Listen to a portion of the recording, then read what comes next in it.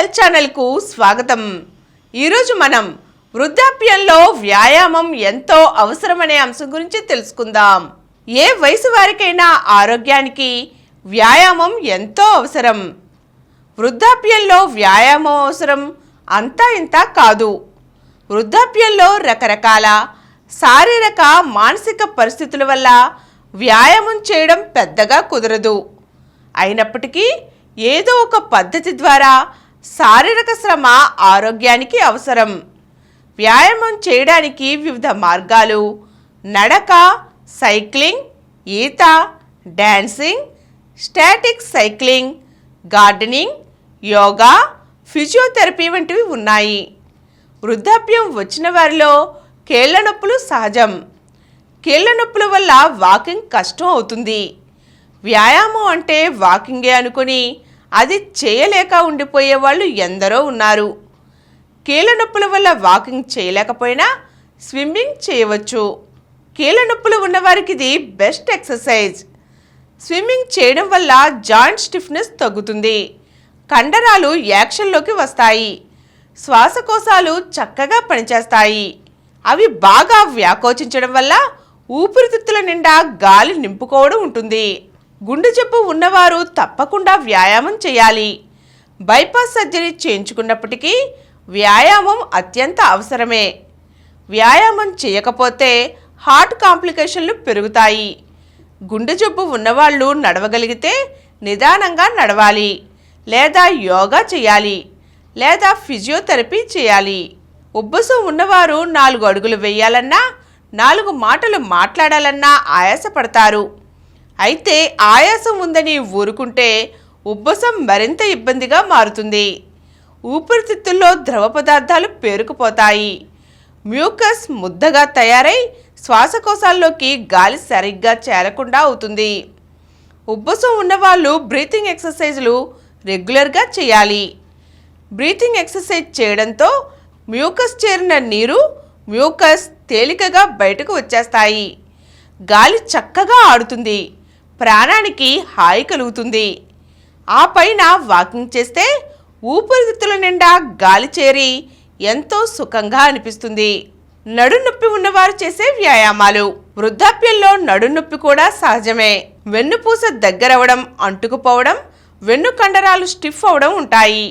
నడునొప్పి ఉందని మంచానికి అంటుకుపోయి ఉంటే మరింత నష్టం కలుగుతుంది.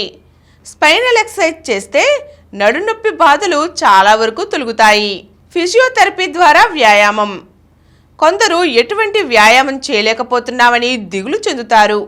ఫిజియోథెరపీ ద్వారా జాయింట్ స్టిఫ్నెస్ని తొలగించడమే కాకుండా కండరాల పటుత్వాన్ని పెంచడం ఉంటుంది. వాకింగ్ కుదరని వాళ్ళు, స్విమ్మింగ్ చేయలేని వారు ఫిజియోథెరపీతో చాలా వరకు ఫిట్నెస్ పొందవచ్చు. తిరిగి వారు వాకింగ్, స్విమ్మింగ్, సైక్లింగ్ కూడా చేయగలుగుతారు. పండు ముసలివారు, ఏమాత్రం ఓపిక లేదన్నవారు కూడా ఫిజియోథెరపీతో ఫిట్నెస్ పొంది అవసరమైన వ్యాయామం చేయగలుగుతారు. వ్యాయామం చేయడం వల్ల శరీరంలోని కండరాలు చక్కని టోన్ పెంపొంది రక్త ప్రసరణకు తోడ్పడతాయి. గుండె శక్తివంతంగా మారి ప్రతిభావంతంగా రక్తాన్ని పంపు చేస్తుంది. వ్యాయామం చేయడం వల్ల మామూలు కంటే 25 రెట్లు రక్త ప్రసరణ పెరిగి శరీరంలోని కణాలన్నిటికీ ఆక్సిజన్ అందుతుంది. కణాలకు ప్రాణవాయువు అందడంతో ఎంతో హ్యాపీగా అనిపిస్తుంది. రక్త ప్రసరణ వృద్ధి కావడంతో న్యూట్రిషన్ కూడా టిష్యూలకు తృప్తికరంగా చేరుతుంది. వ్యాయామం వల్ల శ్వాసకోశాలు చక్కగా వ్యాకోచం, సంకోచం జరుగుతుంది. మామూలుగా 3.5 లీటర్లు గాలిని పీల్చే పరిస్థితి ఉండి 5 లీటర్ల గాలిని పీల్చే పరిస్థితి వరకు ఇది పెంపొందుతుంది. రక్తంలోకి ప్రాణవాయువు తగినంత చేరడంతో ప్రాణానికి హాయిగా అనిపిస్తుంది. మానసిక ఆరోగ్యం. మానసిక ఒత్తిడి, టెన్షన్, డిప్రెషన్ వంటివి వ్యాయామంతో తొలగిపోతాయి. మనసు ప్రశాంతంగా తయారవుతుంది. బాగా స్ట్రెస్కి లోనైనప్పుడు పావు గంట, అరగంట వాకింగ్ చేస్తే స్ట్రెస్ నుండి రిలీఫ్ వస్తుంది. వృద్ధాప్యంలో డిప్రెషన్లు, చికాకులు, భావోద్వేగాలు అతి సహజం. వాకింగ్తో ఇవన్నీ దూరమైపోతాయి. చాలామందికి కారణం అంతుపట్టకుండా మనసు డల్గా మారుతుంది. దీంతో చిరాకు అనిపిస్తుంది. ఏది చెయ్యాలని అనిపించదు. ఎవరితో మాట్లాడాలని అనిపించదు. మూడ్ డల్గా మారుతుంది. వ్యాయామం డల్నెస్ని తొలగించి యాక్టివ్గా మారుస్తుంది. ఇమ్యూనిటీని పెంచుతుంది. వ్యాయామం వల్ల రోగనిరోధక శక్తి పెంపొందుతుంది. వృద్ధాప్యంలో ఇమ్యూనిటీ తగ్గిపోవడం అతి సాధారణ విషయం. దానివల్ల రకరకాల వ్యాధులు తలెత్తుతాయి. వృద్ధాప్యంలో రెగ్యులర్గా వ్యాయామం చేస్తే ఇమ్యూనిటీ చక్కగా పెరుగుతుంది. వ్యాధుల నుండి రక్షణ చేకూరుతుంది. రెగ్యులర్గా వ్యాయామం చేసేవారిలో వ్యాధులు కలగడం తక్కువ. ఒకవేళ కలిగినా చాలా తక్కువలో ఉండటం జరుగుతుంది. వృద్ధాప్యంలో డీజనరేటివ్ డిసీజెస్ కూడా ఎక్కువ. ఈ డిసీజెస్ వల్ల కండర క్షీణత, నరాల బలహీనత కలుగుతాయి. వ్యాయామం వల్ల అవి అంత త్వరగా చోటు చేసుకోవు. ఒకవేళ చోటు చేసుకున్నప్పటికీ ప్రభావం తక్కువగా ఉంటుంది. వృద్ధాప్యంలో ఆస్టియోపోరోసిస్ కలగడం వల్ల ఎముకలు బొలుసుగా మారతాయి. ఎముకలు పటిష్టతను కోల్పోవడం వల్ల చిన్నపాటి దెబ్బకే విరిగిపోతాయి. మెనోపాజ్ వచ్చిన స్త్రీలలో ఆస్టియోపోరోసిస్ అతి సహజం.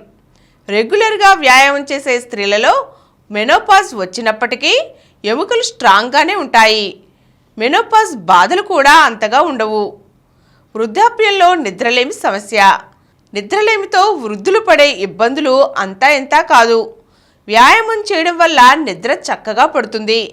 కంటి నిండా నిద్రపోవడంతో పగలంతా హ్యాపీగా గడుపుతారు.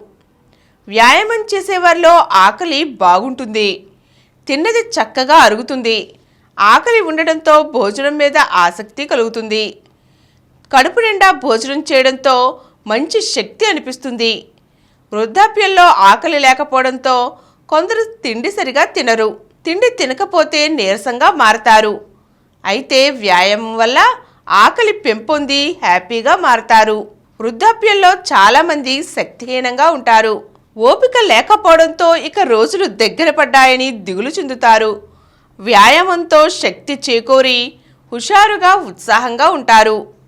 వృద్ధాప్యంలో కొలెస్ట్రాల్ పెరగడం, రక్తపోటు రావడం కూడా సహజమే. కొలెస్ట్రాల్ పెరగడం వల్ల రక్తనాళాలు సన్నబడతాయి. రక్తపోటు వల్ల తలనొప్పి, ఒళ్ళు తోలడం, ఆయాసం ఉంటాయి. వ్యాయామం వల్ల రక్తపోటు తగ్గుతుంది. కొలెస్ట్రాల్ తగ్గుతుంది. వీటి వల్ల కలిగే బాధలు తగ్గుతాయి. వృద్ధాప్యంలో మధుమేహ వ్యాధి ఎందరిలోనో కనపడుతుంది. మధుమేహ వ్యాధి వల్ల రకరకాల కాంప్లికేషన్లు తలెత్తుతాయి. వ్యాయామంతో మధుమేహ వ్యాధి చాలా వరకు అదుపులో ఉంటుంది. కొందరిలో ఇన్సులిన్ రెసిస్టెన్స్ ఉంటుంది. దానివల్ల ఎన్ని మందులు వాడినప్పటికీ షుగర్ తగ్గదు. వ్యాయామం చేయడంతో ఇన్సులిన్ రెసిస్టెన్స్ చాలా వరకు తొలగిపోతుంది. వృద్ధాప్యంలో స్థూలకాయం చాలా అనర్థాలకు మూలం. వ్యాయామం చేయడంతో స్థూలకాయం తగ్గుతుంది. రక్తపోటు అదుపులోకి వస్తుంది. షుగర్ వ్యాధి తగ్గుతుంది. కొలెస్ట్రాల్ కూడా నార్మల్గా ఉంటుంది. వృద్ధాప్యం వచ్చిన తర్వాత చాలామందికి ఏ పని చేయాల్సిన అవసరం ఉండదు. దాంతో మరిన్ని ఆరోగ్య సమస్యలు తలెత్తుతాయి. తోట పని వంటివి మంచి వ్యాయామం. చెట్లలో కుదుళ్ళు తవ్వడాలు, మొక్కలు నాటడాలు, వాటికి నీళ్లు పోయడాలు ఇవన్నీ వ్యాయామమే. గార్డెనింగ్ ద్వారా తృప్తి లభించడమే కాకుండా శరీరానికి శక్తి కూడా లభిస్తుంది. కొందరు వృద్ధులు వ్యాయామం కోసం ఒంటరిగా నడవడానికి బోర్గా ఫీల్ అవుతారు. వాళ్ళకి ఎవరూ తోడు లేకపోతే వాకింగ్కి వెళ్ళడం మానేస్తారు. ఇంట్లోని పెట్ డాగ్ వాళ్ళకి మంచి కంపెనీ ఇస్తుంది. పెట్ డాగ్ని వెంట పెట్టుకుని రోడ్డు మీదనో పార్కులోనో నడిస్తే ఎంత టైం అయింది తెలియకుండా అవుతుంది. పెట్ డాగ్ లేకపోతే మనుమరాలనో మనుమరాండ్రనో వెంట తీసుకువెళ్తే బాగుంటుంది. వ్యాయామం వల్ల వృద్ధాప్యంలో కలిగే లాభాలు అన్నీ ఇన్ని కావు. వయసులో ఉన్నప్పుడు వ్యాయామం చేసినా చేయకపోయినా వృద్ధాప్యంలో ప్రతి ఒక్కరూ వ్యాయామం చేయాలి. రోజు కనీసం 20 నిమిషాలు నడవాలి లేదా ఇతర వ్యాయామ విధానాలు అనుసరించాలి. ఒకవేళ రోజు కుదరకపోయినట్లయితే రోజు విడిచి రోజైనా చేయాలి. కొందరికి మంచి స్టామినా ఉంటుంది. అటువంటి వారు వెయిట్ లిఫ్టింగ్, జాగింగ్ వంటివి చేస్తారు. వయసులో ఉన్నప్పుడు ఇటువంటి వ్యాయామాలు రెగ్యులర్గా చేస్తూ ఉంటే వృద్ధాప్యంలో కూడా కంటిన్యూ చేయవచ్చు. అలా కాకుండా కొత్తగా మొదలు పెట్టాలనుకుంటే డాక్టర్ సలహా తీసుకోవాలి. వారి గుండె సామర్థ్యం ఎలా ఉందో ట్రెడ్మిల్ టెస్ట్ ద్వారా తెలుసుకోవాలి. గుండె సామర్థ్యం బాగుంటే వృద్ధాప్యంలో కూడా పెద్ద పెద్ద బరువులు ఎత్తిపడేయవచ్చు. అందుకే వ్యాయామం అనేది వృద్ధుల జీవితంలో ఒక భాగం కావాలి. ఈరోజు మనం వృద్ధాప్యంలో వ్యాయామం ఎంత అవసరమో తెలుసుకున్నాం కదండి. మరో చక్కని అంశంతో మళ్ళీ కలుద్దాం. ఈ కార్యక్రమం మీకు ఎంతో నచ్చింది కదా. ఇటువంటి మరిన్ని వీడియోల కోసం అనతి కాలంలోనే 20 కోట్ల వ్యూస్ సాధించిన సమరం ఛానల్ సమర్పించు సమరం హెల్త్ ఛానల్కు సబ్స్క్రైబ్ చేయండి, లైక్ చేయండి, మీ ఫ్రెండ్స్కి షేర్ చేయండి. అలాగే ప్రక్కనున్న గంట సింబల్ని ప్రెస్ చేయడం మర్చిపోకండి. Please download Samaram Channels app from Google Play Store and watch your favorite channels. Click the bell icon and subscribe to the channels.